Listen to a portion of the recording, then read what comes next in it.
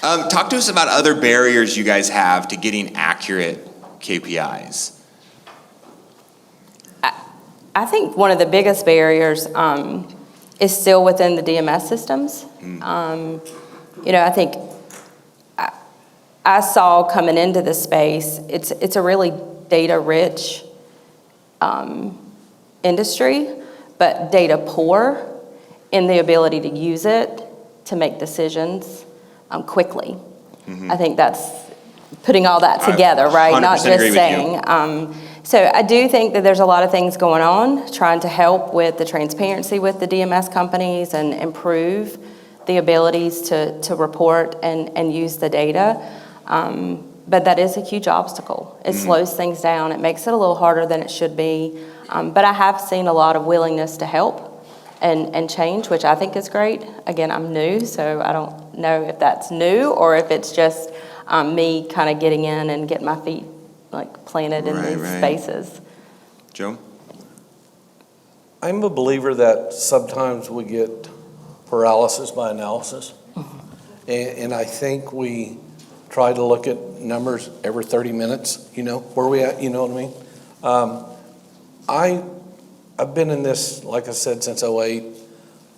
I know Monday morning's where we're at. I know where we're hoping to go by Friday evening.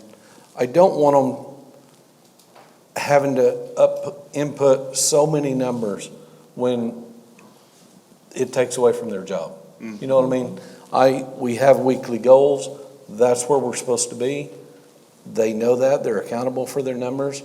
And I think it works for us. You know what I mean?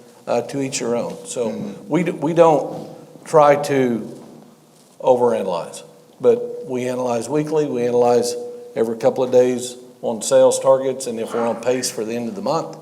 And at the end of the month, we get there. Yeah. Yeah. John, do you have any input on that, on maybe obstacles or areas of improvement that you feel like? Just getting all the meetings to run the same way was very difficult. Yeah, I mean, over the period of time, and that seemed to be the hardest part of switching over to that EOS software, is just having every manager follow the same routine. But having the meetings now start on time, end on time, the employees are loving that. And there's actually relevant stuff getting talked about. All the employees have given me good feedback about that. Yeah. Does anyone get into their employee reported numbers and change a number on purpose just to see if they'll come back and catch it? Like just sabotage the report a little bit? No? Okay. Just you. Just you. You have a lot of time, don't you? Yeah, well, we talked about, what is that, like us? We're trying to make them right and you're making them wrong. 70% of people quit because of their boss? Yeah. Jeff. Very high turnover at my place.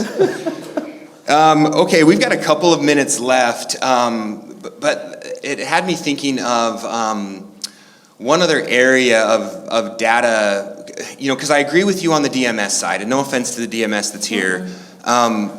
It's not, the new car guys, they got all these fancy tools and widgets and everything that take that DMS and put it into beautiful little spreadsheets and charts and all sorts of graphs and nonsense. They give them these beautiful dashboards, right? And we're over here, spreadsheet jockeys trying to create these little, Excel spreadsheets that shared Google Drives that everyone's got to punch stuff into to see where we're going. Having more robust reporting and that sometimes can eliminate that altogether, right? I mean, if these reports were automatically generated and sent out, maybe we spend a little more time talking about the numbers than generating the numbers, right? And that's